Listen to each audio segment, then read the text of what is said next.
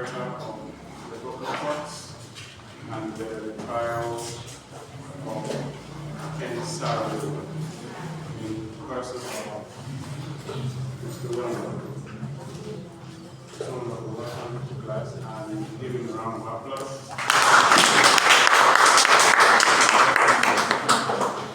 So, the semester will be starting your book, specifically your two-page assessment. And we thought it would be good to have you in class to talk to us. So, we are here to thank you. As busy as you are, you come to see us. So maybe I should begin by asking you about where you're from, your parents, you're from, and what you do. Thank you very much. Thank you very much, Doctor. Class, I'm very happy to be in your midst this morning. Good morning once again. Good morning, sir. Like the doctor said, my name is Uwem Udoko. Actually, Uwem Udoko. I'm from Akwa in Korobas, precisely.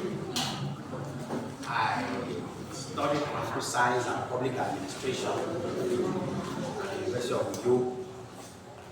My strength has always been in writing. My secondary school, I was in technical college at back for 6 years. And even when I was there, my teacher was always telling me that I had no business being in technical college because I had this flair for writing. I loved reading from a very tender age. I schooled in Lagos and we had access to a lot of storybooks there. So I had this passion. I loved reading. The written word from the Bible fascinated me. I loved the reading word. And so my passion is in writing. Everything I put in life is through writing. I have deep passion for it. And so I'm very happy to be here in your midst. In 2010, I published I published Book Report, and luckily it was nominated, it was longlisted for the NLND Prize for Literature in 2010. And I think 2020 or so, I published the Retrial of Ken Saro-Wiwa. So that has been my journey so far.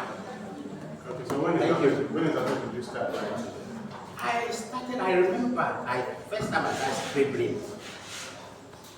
And I think some love notes to a fellow student, I think in primary 4, primary 5. I remember quite all right.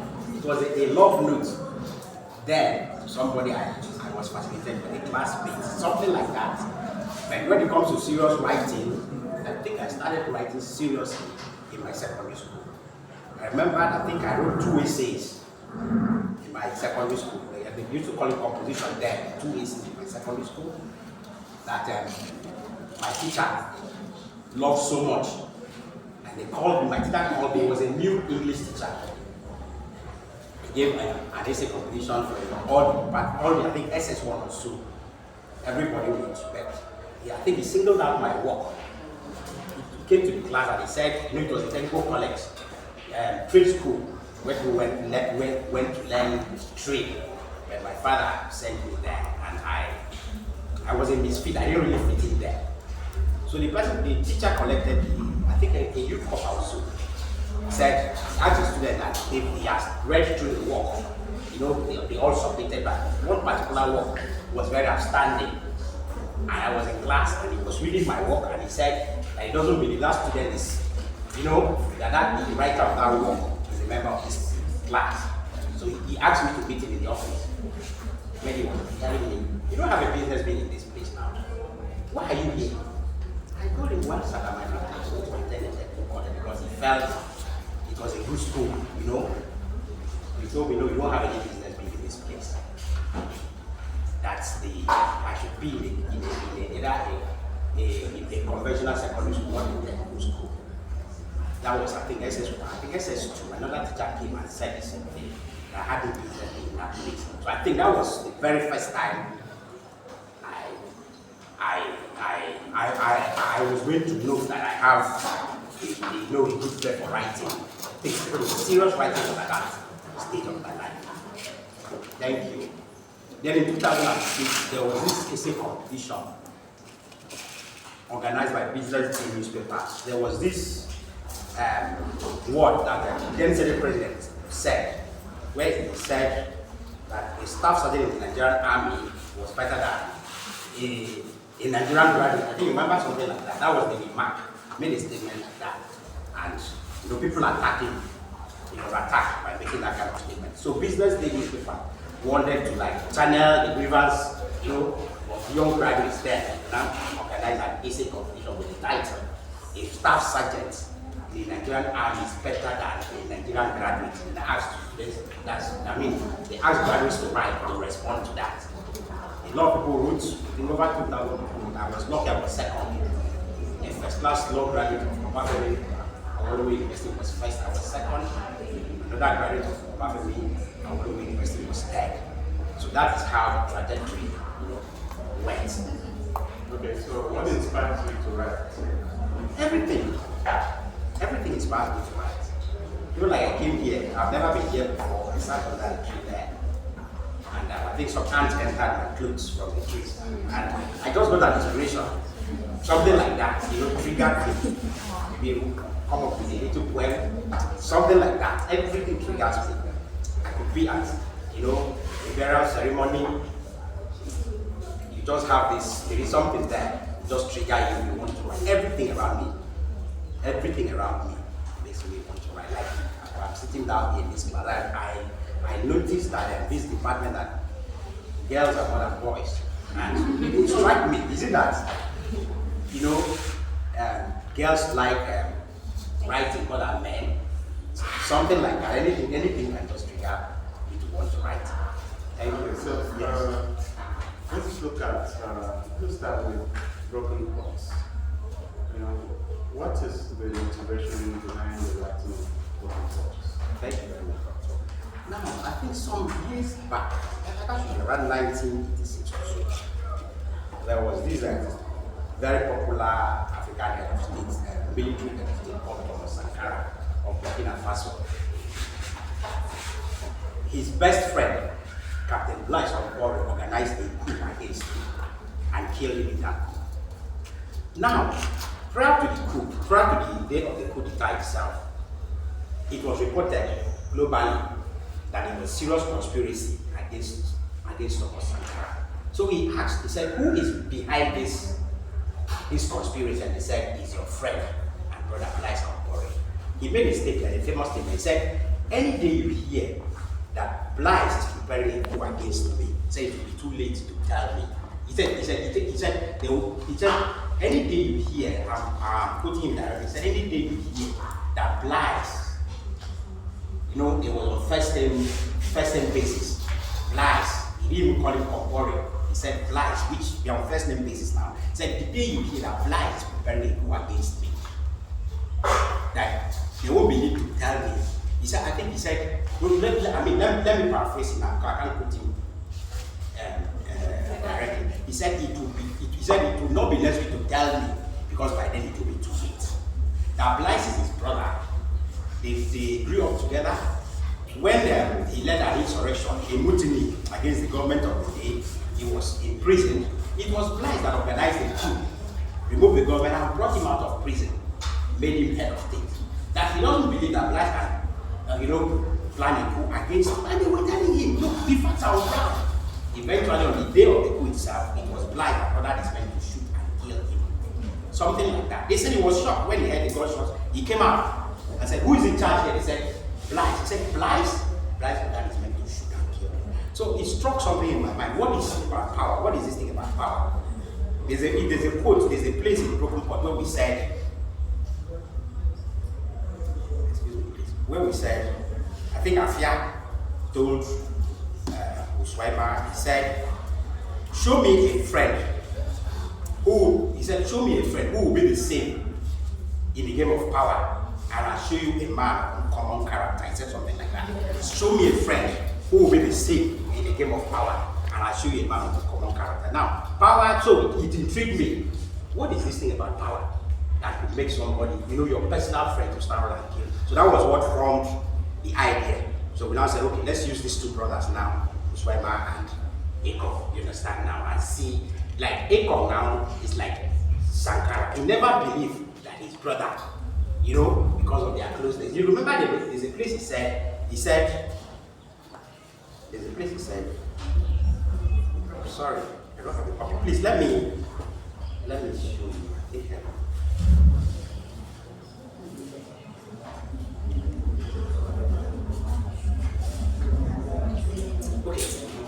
Okay, he said that he remembered the time when I think an hyena attacked him.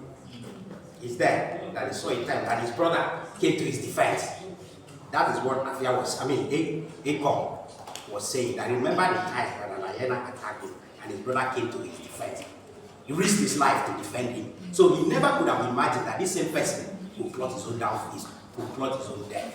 So that was exactly what intrigued me. This theme of power, especially in third world country like ours. You know, we know what is going on in politics today in third world countries. What is that thing that intrigues us? So that was what really motivated me. But we then needed to localize it to our own, area. Thank you very much. So it is seen that power has a way of changing the individual. Yes. And you were talking about at the level of African politics. Yeah. Do you have an instance or instances in maybe Nigerian or private state politics where this kind of situation arose? Yes, plenty of it. I remember a journalist said something recently. Said there was a reporter with Concord newspaper. The late chief MKO Abiola was the publisher of Concord newspaper. Now he said there was a scathing article that he wrote against Babangida in the 80s. That Abiola called him. He said, retract. That you can't say that about my friend Babangida. He said so. That's like Babangida. Now, during the 1993 presidential election, there were issues. The election was discredited internationally. Now, Abiola now said, he asked his friend, he said, should I contest? If you want to transmute into a civilian president, tell me, you are my friend. We've been friends for many years. Tell me. If you don't want, I might throw in my hat in the ring. Let me contest. He said, IBB gave him his word. He said, go ahead. Abiola was a very famous African, very famous, very rich. He now contested the election. And the same Babangida was the one that annulled that election. Even when that election was annulled, Abiola embraced Abacha because he thought Abacha was against Babangida. That Abacha would be annulled that election and make him president. He embraced Abacha wholeheartedly, only for Abacha to take over the government and imprison Abiola, which eventually led to Abiola's demise. So it is everywhere, even in our local government areas. Politics is not, when it comes to game of power, it's dirty. Remember when I was at the University of Uwem, departmental election, my friend contested, another of my colleagues contested, two of my colleagues contested election. And one of my colleagues, who was elderly, came to me and told me that I should go and tell my friend that he's like a younger brother to him. But that if he doesn't withdraw from that election, that whatever happens to him, he should take it. I said, departmental election. He said, yes, that is the game of power. That when it comes to issues of power, nobody is a friend. So it's a trend in this part of the world where people see power as not a means to an end in itself. Because there was something that General once said. He said, unless a man needs power for the wrong reasons, he will think twice before accepting power. Because to those who know, power is responsibility. It's service. You might take your name, the history of your family if you don't do well. So he said, unless a man needs power for the wrong reasons, he will think twice before accepting power. I hope you understand what I'm saying. So power in third world has been a very strenuous, been a very contentious issue. Thank you. Yes, so when you read the world, you see that the themes that we pick in Roman courts tend to align with those that are portrayed in William Shakespeare. What do you think about that? And William Shakespeare's Macbeth. What do you think about that in your writing? Yes, I read widely. I remember the teacher that acknowledged my writing when I was in SS1. He said something. He asked me, said, "Do you read James Hadley Chase?" Many of you are not very familiar with James Hadley Chase. When we were in school, we were very familiar with James Hadley Chase. He's a very fine, he writes, they call it, he's crime, that's crime stories, but he's very good. James Hadley Chase was a very good writer. He's the kind of writer that will write. I remember some of his works, you read some of his works and you begin to clap. It's like you are watching a movie. It was so good. Then when it comes to description, James Hadley Chase was very good. So what that man said, he said, have you read James Hadley Chase's work? I said, many. I mentioned, he said he understands why. Now there's something about Chase.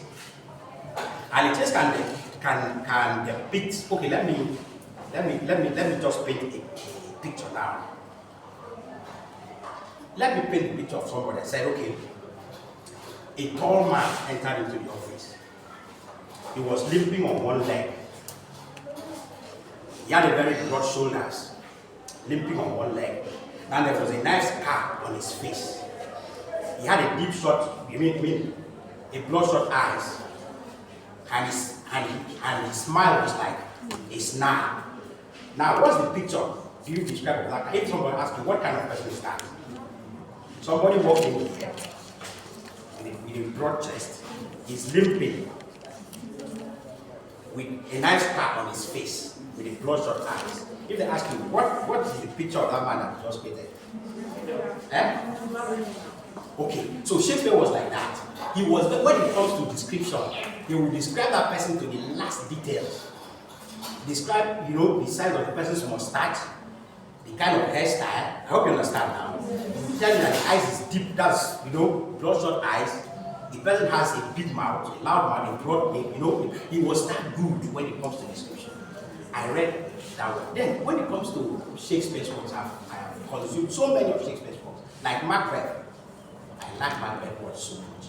Your lecturer is I think he's very gifted for him to have compared that one. Because it's a phrase we said in Broken Pot, where we said,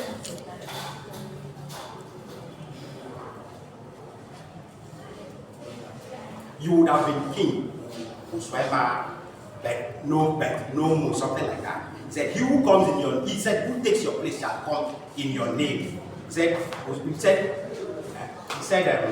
yes, a dynasty shall sprout, not from your loins whosoever, but from the ashes of your ruin. Those are Shakespearean. I like those kind of, it's beautiful. I like that kind of reading, that kind of reading. So you are very correct. I studied Shakespeare, Macbeth very well. I mastered Macbeth very well. I think it influenced this one. Okay. So which character in Broken Pot impresses you most? To be very candid, the character that impressed me most is Afia. Afia was a schemer. He was a schemer, very smart schemer. Now, Afia was a very bad man. But then, if you go through that work, you remember that it is something that made brother that bad. Afia was so passionate, so loved his brother, that was killed. I hope you understand. And there were statements Afia made that showed you that he is not a particularly wicked person. Okay, for instance, after Uwem had stabbed and killed his brother, he said, you did this to your brother? He now said, if you can remember the many roads you have walked together all these years, the shared dreams and all, and the expectations of your people, he said it would have opened in your heart a floodgate of soft feeling, which would have, he said it would have opened in your heart a floodgate of soft feelings, it would have opened in your heart a floodgate of soft feeling, which would have flushed out your festering bile, and surely your fatal grip would have slackened or that brought you away from that. I hope you understand now. Now, this is somebody we see to be a wicked person, but he made a very profound statement. This you did this to your brother, and not even you even forgot that he came all out to help you. He said you can never be king with this kind of attitude. He said for someone who doesn't have respect for blood. Meanwhile, Afia was so passionate about his own blood.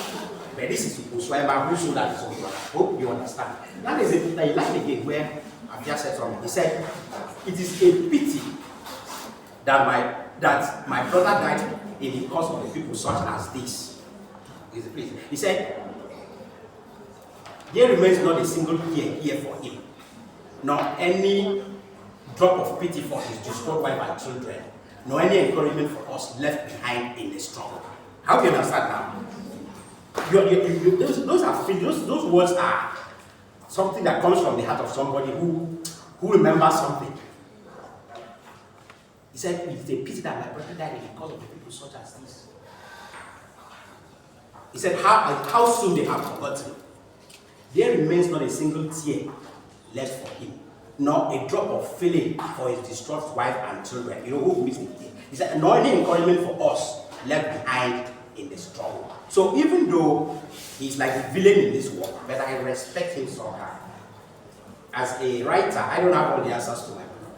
You understand? I don't have all the answers to my work. My work was supposed to throw up more questions. But like as a person, I think I appreciate him because even though he was wicked, he depicted the role of a wicked person, but I think he had some soft side. Thank you. Okay, and in creating Ogedum and Ogedia,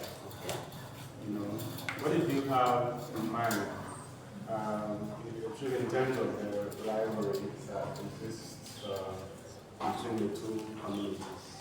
Okay, Ogedum and Ogedia, they are just imaginary communities, imaginary kingdoms, yes. It's not as if it shows any real, actual part of a quiet community. It's just an imaginary kingdom. That's just how it is. Okay. Yes. Because I was thinking maybe it could connote ethnicity or perhaps ethnic hatred. Because that is so pronounced in the world. The two kingdoms are always at war. Yeah. They have a history of war behind them. And so I thought maybe it had any relevance to how groups relate in post-colonial Nigeria. Yeah, sure. But like I said, that's Obedum and Obedia. It's not as if I actually it represents any ethnic group or any state. How do you understand? But these differences are always there. These differences are even in the church. The Jehovah's Witness doesn't like an apostolic, but those differences are always there. But what we're trying to say is that it is unnecessary. What we're just trying to say it is unnecessary. Okay, so in the depiction of the supernatural in the world and the depiction of faith, you have in mind the way Africans see reality, creating those maybe apparition, Yes, of course. Of course, we know we live in a very superstitious community. Africa is still steeped in superstition. So there's no way you can write and come up with an accurate work depicting our culture if you must be realistic. You cannot do it with that aspect. Even in things fall apart, you understand? You can't really do it with that aspect. It's parts like somebody said, he said the spiritual and the physical that work side by side. You can't really do it without that. They work side by side. That's it. But then there are times the supernatural or the spiritual, plays a good role, a positive role in the physical. Like when the old man, Eteto, was having a chat with Uwem and he heard a voice. He heard a voice calling. He actually, after that, what that voice told him, according from the work there, that Uwem should stop, should stop whatever plans he had. And he should wait for them. That voice, like, when we're going on, if somebody is fighting, like, okay, my name is Uwem, maybe I'm quarreling with a friend or my brother, somebody calls me. Just call me Uwem, an elderly person. If he calls me a second time, I must stop whatever I must do if I have respect for that person. He's not going to tell you stop fighting, you just call your name. Just call you Uwem, what it's telling you is that stop that action. How do you understand? So the spiritual here, if Uwem and if the brothers had taken heed of the science from the supernatural, perhaps it would have helped them. Even the dream that the old maid had, called Uwem, I said, I saw you in the dream. You came to me childlike, and you were crying. And you were pointing in the direction of a nondescript fellow who was cowering in the shadows. So I don't know what you were planning to do, but the person that you are having an alliance with is wicked. I hope you understand. He said, I saw you in the dream. You came to me childlike. Like when you were still a child, you were nursing a wounded finger. And I asked you, what happened? Like a little child, pointing in the direction. And the person, like, I couldn't really see the person's face. So please, my son, whoever you're having an alliance with is wicked. I hope you understand. That's why I'm afraid of. He said, am I coming to you? Do you think I'm still a child? You understand? How can I come to you crying? So that was the spiritual trying to warn, us, warn them to be careful of what they do. So it still happens. Yes. Maybe we'll have to move on to the retrial of Ken Saro-Wiwa. Then I would like to ask you, how do you remember Ken Saro-Wiwa? Okay, I remember Ken Saro-Wiwa as a matter, somebody who died for the cause of, not only for the cause of the people, but because of the entire Niger Delta. But what he fought for, even though he took it as purpose and struggle, it was a struggle for the entire Niger. So I see him as a matter, someone who died for the cause of the entire Niger Delta. That's how I see him. Okay, so what inspired you to write the book? As a writer, somebody I grew up admiring. I remember in the early 90s, there was this program on television they used to call Partial Company. He was the brain behind Partial Company. It was a program that was running every week on television, Partial Company. I think I've read some of his books. So I just felt I should do something about him, a struggle in an artistic way, to try to see how we can. People have actually written about, I think I've seen some playwrights have written books, the title Retrial of Ken Saro-Wiwa. Professor Uwem Udoko of the University of the title, Retrial of Ken Saro-Wiwa. But we wanted to look at it, try to look at it from a different angle. I see that my own way of trying to let the voice to the call that the federal government should look again into the matter, and if there's need that the federal government should do the kind of consumers, something like that. That was just what inspired us. Yes, thank you. How did you feel recently when you announced that he was killed? Oh, I was on top of the world. Because, like we said here, in the prologue of the book, there's a place we said the trial and conviction of Ken Saro-Wiwa was the tragedy of a nation in need of a rebirth. May his retrial mark a new beginning for a dead country, Nigeria. Then in the epilogue, that's in the prologue, then in the epilogue, I think the very last lines there, there's a character which said one of the speakers said this victory signposts a new beginning for our dear country, Nigeria. A beginning that points to the fact that there's nothing wrong with Nigeria, which we Nigerians cannot make right. In the work there, because in the retrial it was clear, he was acquitted in the retrial. This war, he was acquitted. So we saw it as a victory. So we now said that we believe that this victory is a pointer to the fact that there is nothing wrong with Nigeria. You understand that Abacha did something wrong and Tinubu has corrected it, that there's nothing wrong with Nigeria, which we Nigerians cannot make right. So I was very happy when it was like a vindication of my work, or a vindication of the dream I had concerning Ken Saro-Wiwa. So, what kind of research went into the writing of, let's say, the retrial of Ken Saro-Wiwa, and perhaps broken pots. I know there's actually some level of research. Yes. Really, in broken pot, since broken pot was purely fiction, everything about broken pot was fiction. There wasn't much of secondary, I didn't have any source, any secondary source. But when it comes to the trial, some of my secondary sources were newspapers and other works written by, by concerned Nigerians. I equally interviewed people from the land, people who actually witnessed what happened that day. And they all were convinced that Ken had a killing of this man. In fact, an Ogoni man, like one Mr. An Ogoni man, told me confidently that the whole thing was just Abacha doesn't want to kill, to execute Ken and his associates.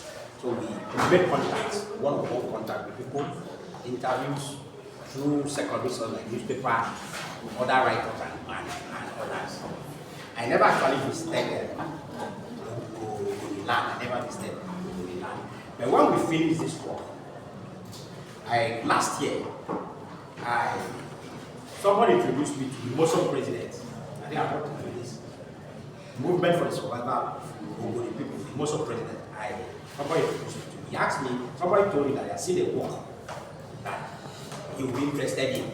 So the Muslim president asked me to come over to I gave him a copy. I gave a copy to the NICOP president, that's National Youth Council of Ogoni people. I gave a copy of the work to them. A few days later, the man called me, the professor called me, and he was like, welcome. The professor said he's school at Etina Institute, that the mom is an Efik woman, so he speaks Efik fluently. He was like, well, look, how come you write as if you were in Ogoni land? As if you knew what really happened. He said, the thing looks so real. I said, I'm a writer. That's one gift God has given us. He said, look, the thing looks so real. And so last year I was part of Ogoni Day celebration last year.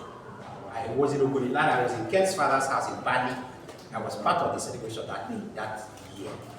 Even at the Ken Ogoni Civic Center, took pictures there. Even in the Ken's cenotaph, there's a monument built in his honor. Snap pictures there with my wife.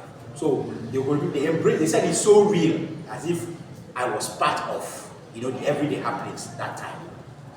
So yes. And when you in the work you make, there's a statement that suggests that Ken Saro-Wiwa must have been a friend to Sani Abacha. Yes. How does this speak to the precursors of power that he could have died even when someone has covered his people? Yes. There was the same Vincent Kaka that I told you. When Ken was administrator of Boni during the Civil War, Abacha was, a soldier. They were friends. Used to go together to chase women. They were friends. And when the struggle started, Abacha was already head of state. He put a call across to Ken Saro-Wiwa to come and visit him in Abuja. Ken went, they even sent the presidential jet to pick Ken. Ken went to Abuja, sat with Abacha, they had a dinner together. Abacha told him, let's go of this struggle and make the minister of petroleum. Let's go of this struggle. Any kind of money you want. Ken said, Ken said, General, if I accept the post of minister, it will seem as if I was agitating for this cause because I needed power. I don't accept it. According to that man, he said they were having a dinner. Abacha was a very taciturn person. He was very, he was somebody that was very economical with words. So what they noticed after Ken said that, Abacha dropped, whether it's either his spoon or his fork, he just dropped it and he was silent. He said, guys, you can go on. Shifted his chair and left the table. And somebody said, it okay. He said, anytime Abacha behaves like, reacts like that, he's very angry, be careful. He gave the same jet again to take it back to Port Harcourt. The next thing was that arrest that happened. And I remember somebody told me that there was a time Ken sent a message to someone. He said, go and tell Abacha that this is me, Ken. Abacha refused to. He refused to hit that call, hit that request. So it's the same thing we're talking about. Power is a dangerous gambit. It's a very dangerous thing when it comes to this part of the world. Somebody said, he said power corrupts. and absolute power corrupts absolute. So in a system where the checks and balances are not very strong, any man of power can, can take very many liberties and do so many things. So that's what it is. And then at another level, we can understand at the level of Abacha and Ken Saro-Wiwa, the power struggle with Israel could be understood because of the dynamics. Sometimes leaders are not in complete control. Other forces that are acting and informing their decisions. But then again, in the work, there's a connotation to the idea that even the people that Ken Saro-Wiwa fought for betrayed him. Because in the courts, you had a strong by his own people came out to testify against him. Yes, but that's what we said. When we live, like I said, in the war context, a lot of factors play out. Now, poverty is something, it's a very serious problem in this part of the world. It's a very strong factor in this part of the world. Where people, you see people, they support wrong candidates for office because because of what the salary benefits from the system. But in clients where people, at least when it comes to business itself, like people they've gotten it, they can as well look at somebody and say, look, to help with your money. But in the situation where we find ourselves today, your brother can collect money and betray you because of the poverty. In fact, the wife can even collect money and betray the husband. There's a story, a funny one, where a woman attended a church program where it was announced that widows, they invited widows to come out and get certain goodies. A woman whose wife was in the congregation joined them, and somebody, I'm not sure, said, Madam, is that not your husband? They said widows. This condition, is this one or even worse than widow? So that is what poverty can do. You deny your husband because money is not again. So these people were bragging. In fact, one of them even came out recently and said they didn't know that Abacha was going to kill this man. They were right to lie against the man. It's something that still happens today. It's something that still happens today. So that was why Ken said that he has forgiven them. There's a place he said he has forgiven them because of the endemic poverty in the society. Anybody can deny you. Your friend can deny you. Your mother can even deny you. In fact, there's another funny story. A woman, that was like a cartoon. A woman had a son who was in the army, and the son took part in a coup. And after he took part in the coup failed, and the son escaped to the village and was hiding in the city. Now, the mother had an announcement on the radio that the federal government was going to give anybody that can give any information that could lead to the arrest of any of the coup plotters, that will give the person 100,000 naira. The woman went to where the son was and said, my son, they just announced that if I report any coup plotter, that they will give 100,000. What do you advise people to do? You someone like man. Will you report and collect 100,000 and betray me? I hope you understand now. That is what poverty can do. So it was poverty that induced the people to do what they did to betray Ken. And many of them were after. Yes. Now, let us look at the events themselves as portrayed here and in the traditional way. The particular event that on that day in 1994, I suppose that the four elders were killed. What really happened in that day? Based on what you said. What made you think that Is there a difference between what happened and what is portrayed in court? Really, this work is fiction. Apart from the names of the places, the names of the Ogoni line, everything is fiction. The court session, everything is fiction. Apart from the name of the place, those towns, those communities, those ones are real. The names of the line, that's 10 and his colleagues. And okay, I didn't mention the name of those chiefs killed. And perhaps the awards that 10, the awards that they won, those prizes that they won internationally. Every other thing is from his vision. Everything is completely his vision. It's just a figment of our imagination. We interview people, and from what we claimed from those we interviewed, we were able to paint a picture. And it's very close to reality. But like I said, the Muslim president called me and said the work itself, creates the impression that I knew what the everyday goings on in the land. And even the youth president of Ogogo, they wanted to make me their patron last year. I told them, wait, because making me a patron of an organization like that, involves something, needs some commitment from myself. So I had to wait. Because it is what Ken is accused of is that he incited the mob and that is also the case in the world. And also the trial is trying to deny that he did that. Now, in your research about the events that led to the murder of four boys, was there any suggestion as to maybe the area that Ken contributed to whatever happened that day? You mean because of my research? Yes, there were, Ken. The tempers have risen on the land over time, and the elders of the land, like there was a place Ken said, he said, yeah, this is what they are fighting. They are fighting against something that has been endemic to Africa. From the time of the slave trade, Africans have always connived, with the colonial powers to destroy their own land. Actually, while the Ogodu were having a meeting as to how to address these issues, to fight it, they were fit columnists, were leaking information to the federal military government because of what it stood to gain.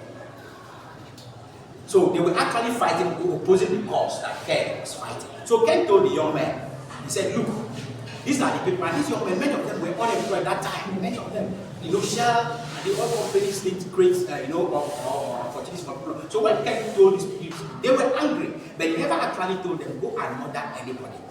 I hope you understand. He never told them, go and murder anybody. These people were angry.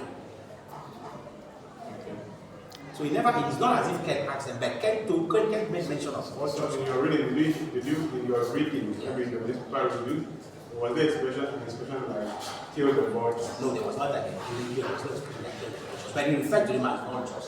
They feed columns. Those who call them vultures, but there was nothing like kill the vultures. How about Shell is there? Shell is there, yeah. He said that in his poems. He said Shell is there, yes. And indeed, if you go to the land, you won't believe, when I went there with my wife last year, you won't believe that the oil of this country, that the wealth of this country is coming from that area. There's nothing in that place to show. It was after Ken was killed, I think one foreign agency built the civic center for them. It's not, the place is not as developed as some part of the Bible. That's quite interesting. Yes. Now, which of these books would you like to read from? Would you like to read some parts of it? Some part of it, okay, I think I'd like to read Broken Points because it's more poetic. Okay. So you select a passage of Broken Points and then read for us.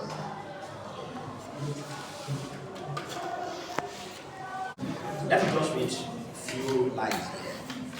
Afia said in page 127, he said, "Cousin me not." After his man called him, he said, "Cousin me not. Blood of kinship is sacred, save to a vain one. For there lies the man you slaughtered, and whom you had gleefully called brother. If you had had but little value for him," he said, "if you had had but little value for him, know now that my own brother was of a special value to me." Hello, let me go back. He said, "Cousin me not. Blood of kinship is sacred, save to a vain one. For there lies the man you slaughtered, and whom you had gleefully called brother. If you had had but little value for him, know now that my own brother was of a special value to me. The ones you value, you protect. And he said, and the ones you value, you protect. And when striving for success, it is not to rise above them, but to make them proud. They are the ones to whom you consistently show your true self, with whom you share your best moments. Always first to laugh at your latest jokes and to compliment. Their sweet presence never fails to inspire. In return, you grew to adore them, and at that, their incomplete business becomes your life's major challenge. That is exactly the kind of person that my brother was to me. Understand that line now.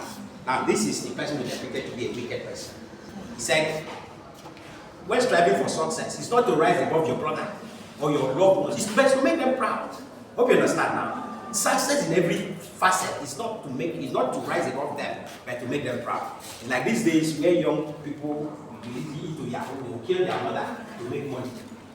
But naturally, you should be rich to be successful, for your mother to be proud. Is it not so? So that was what he was trying to create here. Now let me look for another very famous line here.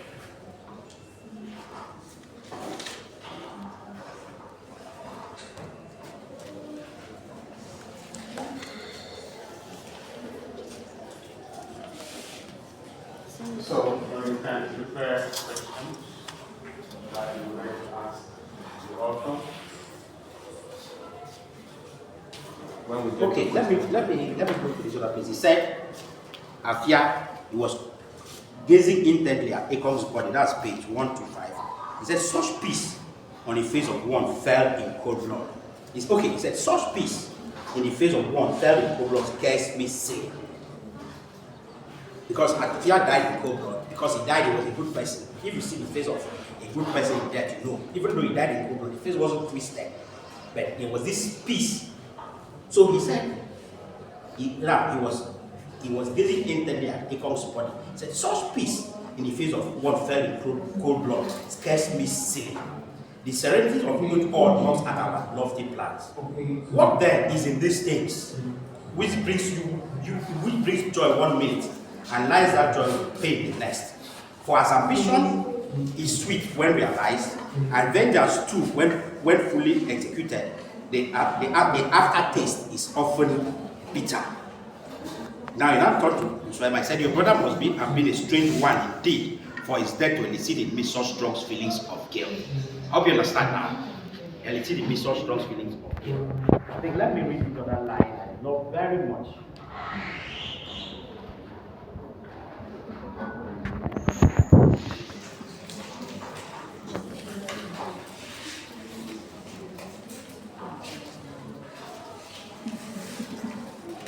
Okay, I'm here again in page 137. He said, from inside the pit, he said, with my own hand I have undone myself, with the edge of the sword, shutting the great door to the glorious future. Is this yet the veritable hand of justice, or the result of a personal folly? If it be justice, in which direction was an impartial face turned when my own brother was totally cut down? Or when did some lives become more important than others, prompting this start retribution against me? I hope you are following. This other place he said, because before now he had told Uwem after he said, that is the hand of justice. He stabbed Uwem and killed Uwem. Now when he fell inside the pit and he pierced himself with a sword, he pierced himself fatally. He said, with my own hand I have undone myself. This is what they call poetic justice now. He has suffered for his own wickedness. He now said, with my own hand have I undone myself, with the edge of the sword, shutting the great door to a glorious future. He now said, is this yet again the veritable hand of justice? Which of course it is. He said, is this yet the veritable hand of justice, or the result of a personal folly, as personal foolishness? He now said, if it be justice, in which area, where did justice turn his own face when my own brother was brutally cut down? I hope you understand now. If justice punishes me now because I killed Uwem, where did justice, justice has an impartial face. Where did it turn? You see, the symbol of justice He's always keeping his face straight. But in this, he said, where, if it be the hand of justice, where did he turn his partial face to when my own brother was brutally cut down? Or when did some lives become more important than others, prompting this instant institution against me? Which means the life of Akon is more important than the life of his own brother. Because in the life of his own brother, the death did not trigger retribution instantly. I hope you understand. So he said, when did some lives become more important than others, prompting this instant retribution against me? Thank you very much. Yeah. We are grateful, and we are going to be performing the Retrial of Ken Saro-Wiwa, and we will see the clips when the performance is ready. We are glad that you come to talk to us today. We'll have a few more questions, and then the students can ask questions when we round up. So I would like to ask you the experience you had publishing each of these books. I know that there's experience that you have while writing, and then while publishing the other when you decided. I also think you have stories to tell about the publication process. Unlike what used to obtain in the days in the 60s, when African literature, African writer series, they had a good big publishing company like Kenneman, Longman, collect the manuscript. They just collect the manuscript, they produce the work, and they had what they had a kind of proofreaders who would sit down and scrutinize the work. Because English itself is not mother tongue, second language. They will scrutinize the work and they bring it perfectly. That was it. But now, like I was into self-publishing, and the experience wasn't for me. Like in Broken Pots, I've had reports. A lot of chapters in our work were expunged. Many chapters were expunged, and we had reports all over the place. Remember when I think Delta State University, I think Delta State University, they collected 100 copies from me sometimes, a few years back, and they were complaining. And the complaint still remains today. So the publishers are not thorough. If you don't sit down and you are the one to proofread your work yourself, even when you proofread the work, they still make mistakes. Even when at the stage of binding, like in my own case, that it was at the stage of binding that they really, that they mutilated the work. So the experience has not been funny. Now when it comes to the Retrial of Ken Saro-Wiwa, I remember 2 years ago, I wanted this work to be out so that I can be part of the Musobbi celebration that year. My publisher there, I suffered. Eventually, so it's not very easy. So if you must publish, try and look for a reputable publisher, not just any publisher. Look for a reputable publisher. Yes, yes. Look for somebody that knows things about writing. And they can sit down and, somebody that knows writing, but somebody that publishes just for the monetary, the pecuniary interest. They may not really know the value of a good writer. As a writer, a single line, like me, I like writing a reading. A single line, if the comma is not put where it should be, it alters the content. But it's only a writer publisher that will understand that kind of thing. So that's where the experience has been funny. And in my next book, I want to look for a very good publisher. So what do you think of creative writing? Like this, as it fares creative writing doesn't really pay the bills now. But then you publish online. It doesn't need to write because of passion. It gives you joy when you do something like this. And people appreciate it, gives you joy. But pecuniary is not very much there unless you go into online publishing. Like why I tell people now, if you want to write short stories online, things like that. But it doesn't really pay for now. So what do you think should be done? The thing is that writers should continue to write, then perhaps create publicity for your work. Much publicity. When you write, don't just let the work go globally. You may not know where your bread is important. So I advise writers to write. Don't stop writing, write. Like then, try and market your book. You must have a good marketing agency that markets your work for you. That's what you can do. So what creative writing advice do you have for young writers? Yes, if you must write, before you can be a good writer, you must be a voracious reader. Read and read, you must be a voracious reader. Remember those days, we used to read so much. I remember the particular one particular day. I think I had an examination or something. Then I was reading one novel. Check 1, 2. It's only during I get good. not during 1, 2. Sound check 1, 2. school session. So I was reading this novel. So my father came. So when I heard his voice, you know what I did? I turned. Okay, I carried my textbook, and I was reading it upside down. The novel I was reading, I hid it. I had the text, but I was reading it upside down. My father stood and said, well, are you reading? I said, yes. Good. Now. He said, you turned the book upside down, you are telling me you are reading. Now what happened is that the work I was reading was, it was so fascinating that I had to push aside my schoolwork. I hope you understand. So before you can be a good writer, you have love for the written word.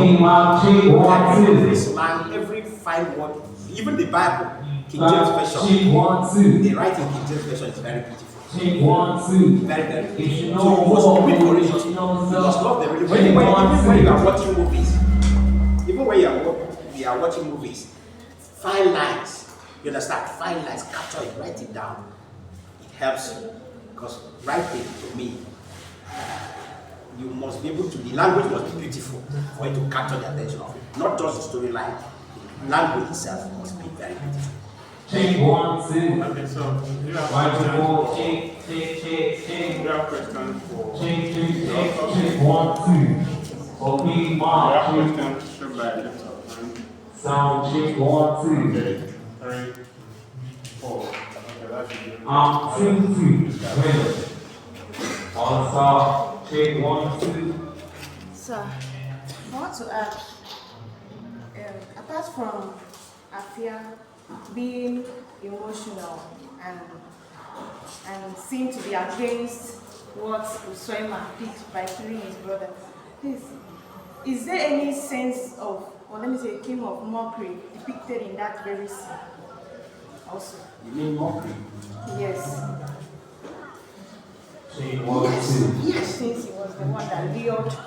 Yes, he mocked me. There was a place he said, men of Uwem, Yes. I have, he said, I have mocked your wisdom or something. You understand? He said there's that sense of mockery there. It's not as if he's the hero of the war. I hope you understand. He's not the hero of that war, but he's a villain in that war. But like I said, why I like him is that Yes. he was very smart. Microphone He check has 1, committed 2. to. It's not as if he's the hero of that war. He's a villain in that war actually. The real character that really I love most, that looks like me most, is actually Eko. That's the kind of nature I have. I'm a very passionate person, but yes, there's a sense of mockery. He mocked them. He said so in the book. He said he has mocked them. He went to the palace of the king. You understand? He lured the priest out to the forest and had him killed. Have I answered that question? Yes, sir. Okay. Thank you very much. Next one.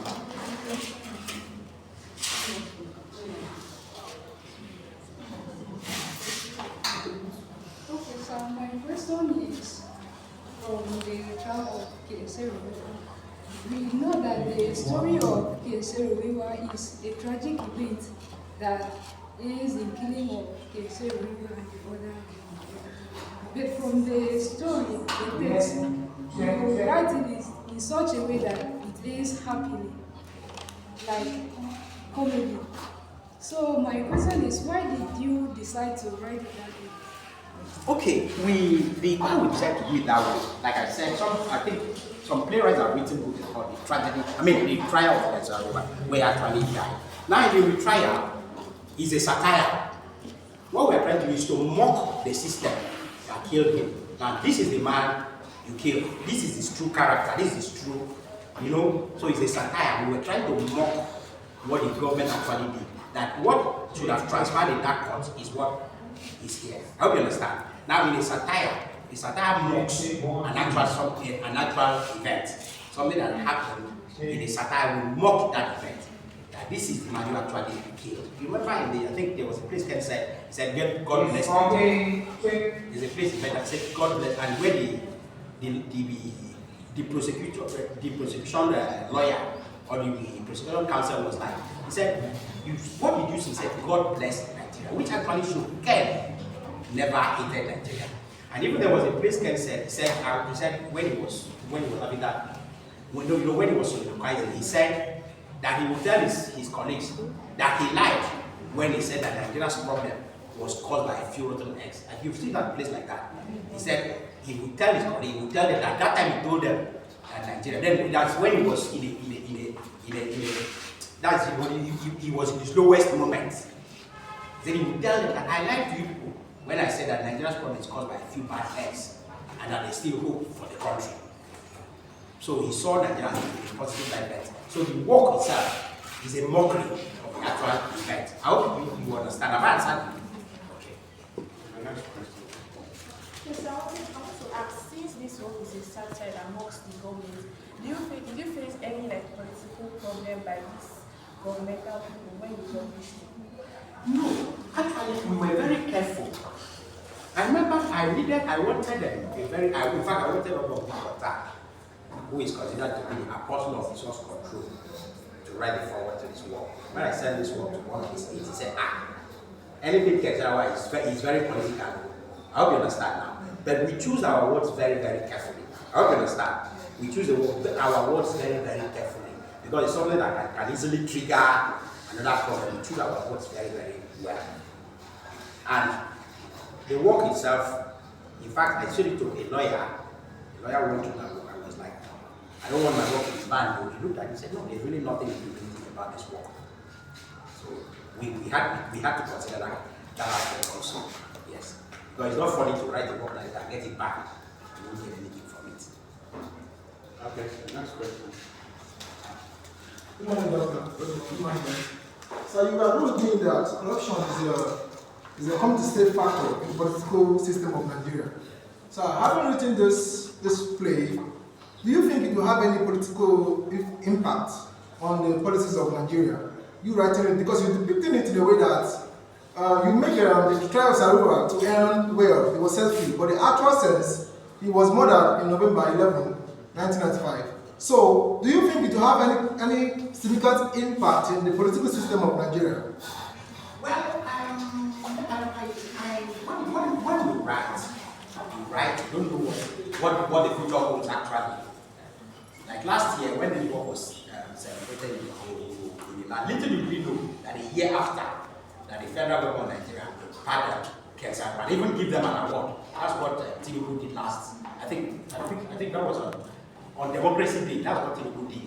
And a few days ago, in fact, on that day, the Muslim president called me.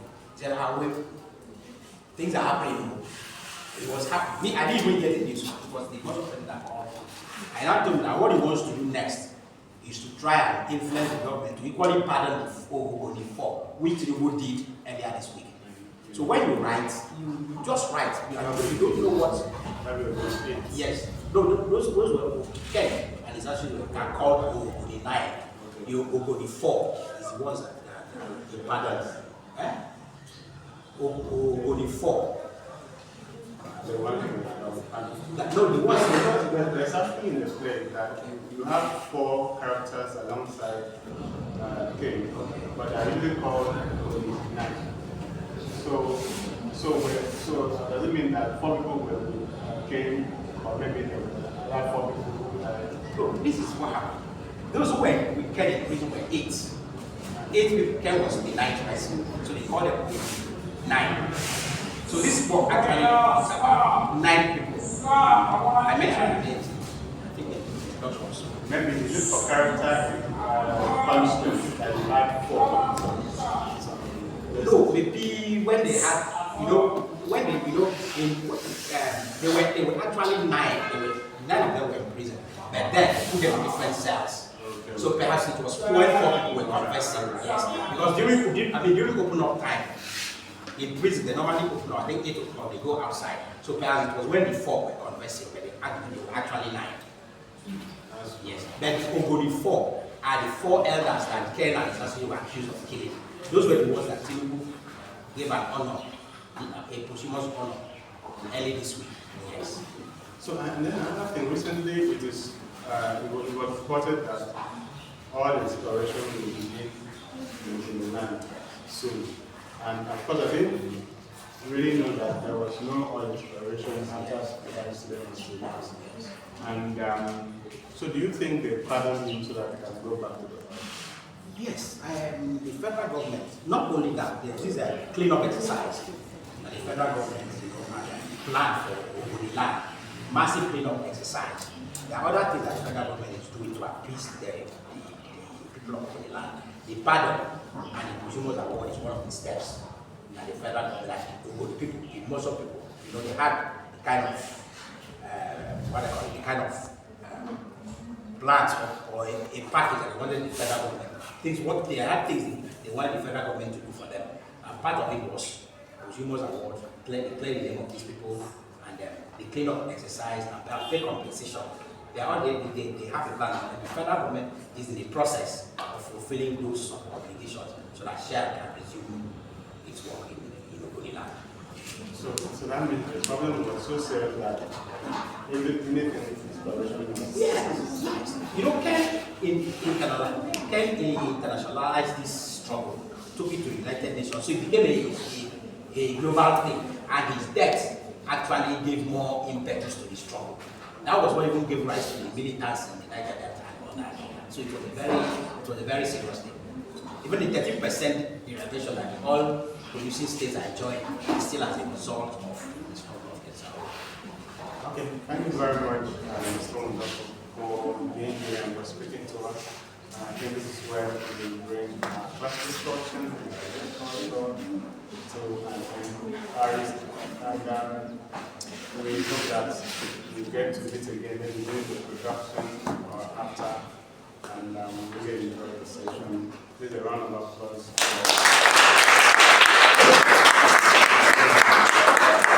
Thanks for having me. I